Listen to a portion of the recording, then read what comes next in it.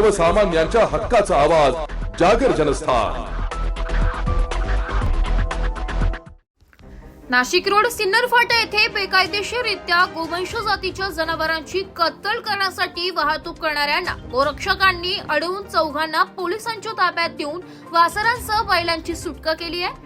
आज दिनांक सकाळी 6 वाजता पोलिसांनी दिलेल्या अधिक माहितीनुसार गोरक्षक कुणाल जाधव, नितीन पाटील, गौरव काहिलकर, ऋषिकेश खर्डे, दर्शन मोरे व बजरंग दलाचे नाशिक रोड प्रखंड प्रमुख संग्राम फडके यांना गुप्त माहिती मिळाली की त्र्यंबकेश्वर रस्त्याने सिन्नरच्या दिशेने गोवंश जातीच्या जनावरांची कत्तल करण्यासाठी वाहतूक होते।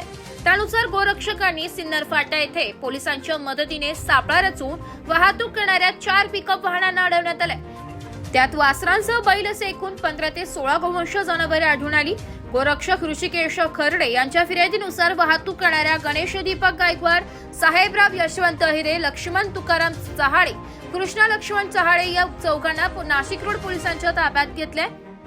पोलीस उपनिरीक्षक सुनील बिडकर या प्रकरणी पुढील तपास करीत आहेत। जागर जनस्थान करिता प्रतिनिधी संदीप नवसे, नाशिक।